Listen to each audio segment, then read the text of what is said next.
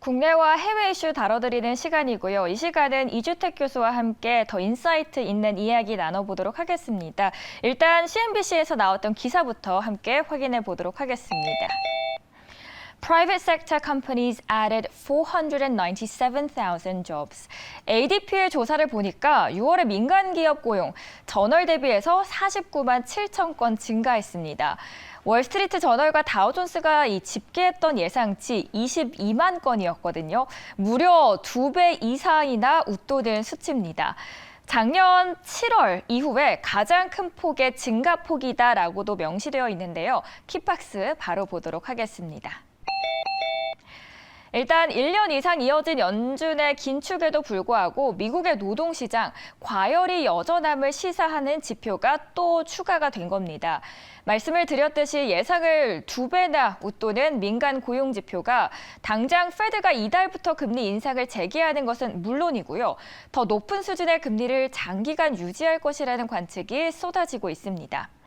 급격히 치솟는 긴축 경계감에 국채 금리는 급등했고 증시는 다시 내려앉았습니다. 그러자 CNBC에서는 예상을 2배 이상 웃돌면서 페드가 더 공격적인 긴축에 나설 것이라는 공포감을 높여줬다라는 분위기를 그대로 전해줬습니다.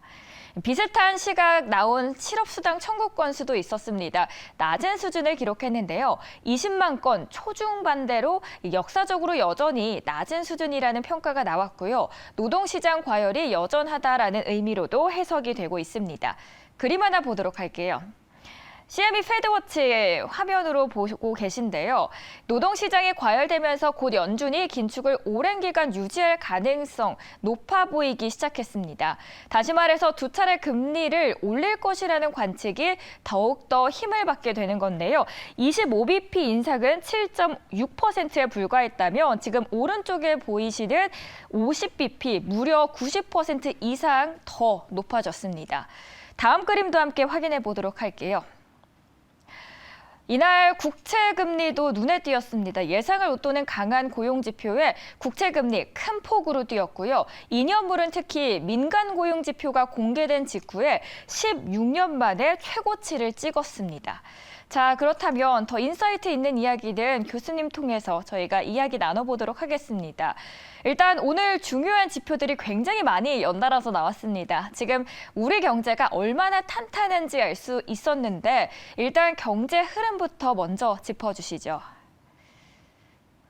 네, 지난밤 나온 6월달 ADP 고용 변화는 49만 7천으로 예상인 22만보다 높게 나오면서 시장에 충격을 주었습니다. 5월달 26만 7천보다 높게 나왔습니다. 연봉은 6.4%가 올랐지만 5월달 6.5%, 4월달 6.7% 인상보다는 완화되었습니다. ADP의 수석 경제학자 넬라 리차드스는 소비자들을 상대하는 서비스 산업이 강한 6월달을 보냈으며 예상보다 더 높은 직업을 창출했다고 합니다. 레저와 적개국은 23만 2천 명의 새로운 고용이 있었고요. 건설은 9만 7천 명 증가, 무역, 교통과 공공서비스는 9만 명이 늘었습니다. 하지만 임금 상승은 이들 산업에서 둔화되고 있으며 고용도 정점을 지났을 것이라고 보고 있습니다. 직업을 바꾼 노동자들은 작년 대비 11.2%의 임금 상승이 있었고요. 5월달 12.1%보다는 줄어들었습니다. 기존 직업을 유지한 사람들은 5월달 6.6%보다 조금 줄어든 6.4% 임금 인상이 있었습니다. 또한 지난밤 나온 실업수당 청구 건수는 예상인 24만 5천보다 높은 24만 8천을 기록했습니다. 지난주 23만 6천보다 1만 2천 명이 올랐지만 올 3월 이후 크게 변동한 상태는 아닙니다. 이번 주 기업들의 해고 숫자는 늘기는 했지만 이 숫자는 6월달 26만 5천보다는 낮은 상태입니다. 특히 계속해서 청구하는 사람은 172만 명으로 174만 5천 예상보다 낮았으며 지난주 173만 3천보다도 낮았습니다. 그래서 노동시장이 굉장히 강하다는 걸 보여주고 있고요. 또한 지난밤에 4대 지표 중에 세 번째 지표인 졸스 구인이 나왔습니다. 그래서 지난밤 나온 졸스 구인은 980만 명으로 예상인 993만 5천 명에 근접해서 나왔고 지난날 지난달 1,032만 명보다 줄어들었습니다. 이번 5월달 수치는 지난달보다 줄어들긴 했지만 3월달에 974만 5천 명보다 높은 상태입니다. 구인율은 6.1%에서 5.9%로 낮아졌고요. 이직률은 2.6%로 2.4%보다 높아졌습니다. 교육 서비스에서 4만 5천 명을 더 구했고요. 주정부 포함 지역정부에서 3만 7천 명을 더 구하고 연방정부는 2만 4천 명을 더 구했습니다. 헬스케어는 28만 5천 명이 줄었고 금융보험 서비스도 13만 9천이 줄었습니다. 오늘 지표가 3개가 한꺼번에 나왔습니다. 이 지표들을 종합을 해봤을 때 시장 어떻게 해석을 하고 있을까요? 무엇보다도 오늘 나오는 고용 지표들은 미국 노동시장의 탄탄한 모습을 보여주고 있습니다. 연준의 긴축 효과가 조금은 효과가 나오고는 있지만 연준이 바라는 목표치 4.1%에는 도달하지 못하고 있는 상황입니다. 어제 나온 FOMC 의사록에서 보여지듯이 탄탄한 노동시장을 부드럽게 만들기 위해 연준금융통화위원회의 7월달 기준금리 인상이 확 실시되고 있는 상황입니다. 페드와치의 7월 26일 금리 목표는 5.25%에서 5.5%로 올릴 것이 94.9%로 올라간 상태입니다. 이를 반영하여 오늘 미국제 금리는 급격하게 올라갔습니다. 2년물은 5%를 3월달 이후 오래간만에 넘겼으며 10년물 채권금리는 4%를 넘겨 4.07을 기록하였습니다. 금리와 반대로 움직이는 국채 가격이 오래간만에 급격한 하락세를 경험하고 있습니다. 공매도가 들어온 느낌도 있고요. 오늘 나온 ISM 서비스 지수 53.9는 예상인 51을 넘겼고요. 보통 50이 넘으면 굉장히 경기가 좋다는 건데 서비스 시장의 강세를 보여주고 있고 노동시장에서 보여지는 강한 경기와 소비자 심리는 연준의 지속적인 제약 조치가 예상되고 있습니다. 이로 인해 급격하게 올라가는 채권 금리로 인해 나스닥 위주로 랠리를 펼쳤던 주식시장은 오늘 큰 폭의 하락을 경험하였습니다. 오늘 CNN의 공포 탐욕 지수는 월요일 85까지 상승하였다가 어제 하락하고 오늘도 77로 내려왔으며 변동성 지수 빅스도 오래간만에 16 이상까지 상승하였습니다. 그러면 종합적으로 봤을 때 오늘 간밤의 미국 시장의 흐름은 교수님께서는 어떻게 평가하시나요? 4대 고용지표 중 3개가 어젯밤 나왔고요. 오늘 밤 비농업 부분 고용과 실업률이 나옵니다. 비농업 부분 고용은 33만 9천에서 22만 5천으로 떨어질 것으로 예상하고 실업률은 3.7%에서 3.6%로 오히려 내려갈 것으로 경제학자들은 보고 있습니다. 그만큼 고용시장에 대한 기대가 굉장히 탄탄하다고 볼 수 있고요. 고용과 실업률 하락 예상과 달리 고용 상황이 악화되고 실업률이 오히려 더 올라간다면 시장은 환영할 것으로 보입니다. 하지만 여전히 강한 노동시장은 연준의 제약적 금리 인상을 부추겨서 시장의 심리를 악화시킬 것으로 보입니다. 또한 노동 참여율은 오르고 평균 시간당 임금이 예상보다 더 떨어진다면 시장은 환영할 수 있습니다. 노동 참여율은 62.6%가 예상되며 시간당 임금은 지난달보다 0.3% 올라갈 것으로 예상됩니다. 네, 저희 첫 번째로는 이제 경제 흐름 그리고 최근에 간밤에 나왔던 경제 지표들을 보면서 시장의 흐름을 체크할 수 있었고요. 두 번째 이슈로 저희가 넘어가서 더 자세한 이야기도 나눠보도록 하겠습니다. 최근에 저커버그와 일론 머스크 주짓수 대결 신경전을 벌인다면서 화제를 모았습니다. 이걸 위한 빌드업이었을까라는 생각도 드는데 메타가 트위터 반격에 나섰습니다. 블룸버그의 기사입니다. Meta's Threads app draws millions. 메타의 Thread 어플 수만 명의 관심을 끌었다라는 제목입니다. 그러면 대체 이 앱이 뭔데 하실 겁니다. 자, 저도 사실 어제부터 SNS에 이 Thread라는 걸 주변 지인들이 하는 걸 굉장히 많이 봐서 이게 뭐지 궁금했는데 한번 여러분께 설명을 드리기 위해서 공부를 해왔습니다. 본문에서는 designed rival to Twitter, 트위터의 라이벌로 디자인이 됐다라고 하는데요. 어떤 이유에서 만들었는지는 저희가 킥박스 통해서 설명드리겠습니다. 메타가 공개한 스레드 앱, 공개한 지 7시간 만에 1,000만 명이 가입을 했습니다. 이 기세가 심상치 않은데요.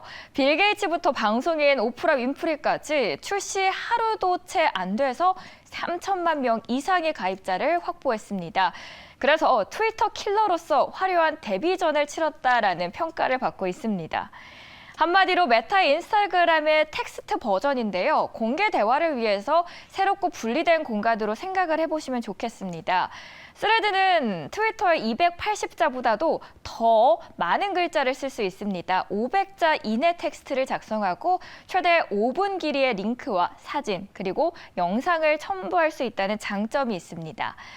이 어플은 미국과 영국, 호주, 캐나다, 일본을 포함해서 무려 100여 개국에서 출시된 스레즈고요. 이미 유명 인사들 소문을 알고 줄줄이 가입을 했더라고요.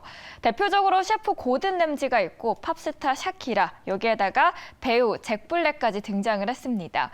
그림 하나 볼까요? 어떻게 디자인이 됐는지 궁금해서 보여드리려고 한번 가져와 봤습니다.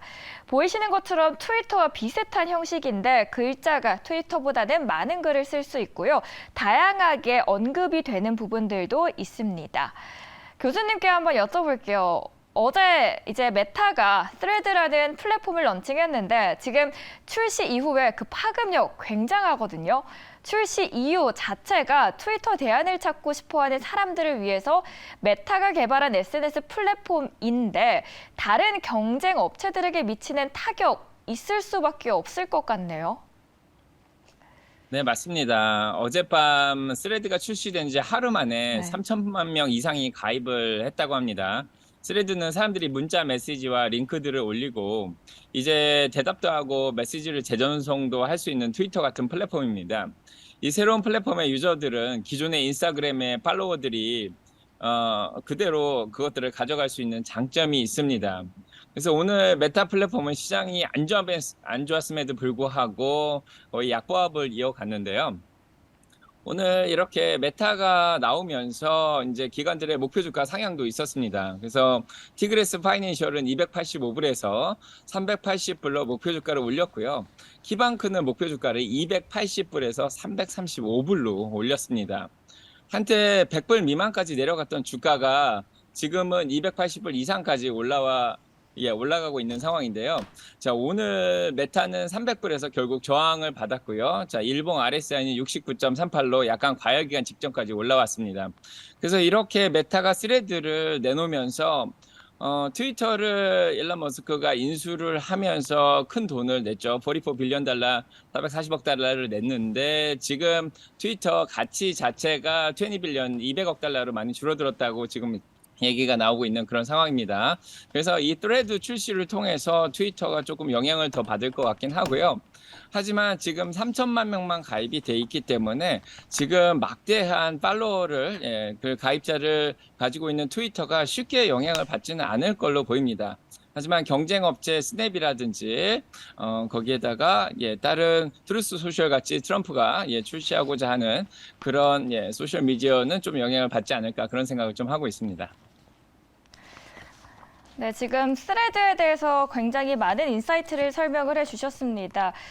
마크 저커버그 그리고 일론 머스크 그 둘의 미묘한 신경전이 계속되고 있는데 사실 최근에도 뭐 링에서 대결을 펼친다라는 이야기도 굉장히 많았습니다. 이 둘의 이런 심리전 그 안에 인사이트가 뭐가 있을까요? 둘이 단순히 그냥 재미를 위한 이런 행위를 하는 것 같진 않아 보여서 교수님께 어떤 의도가 있을지 여쭤보고 싶어요.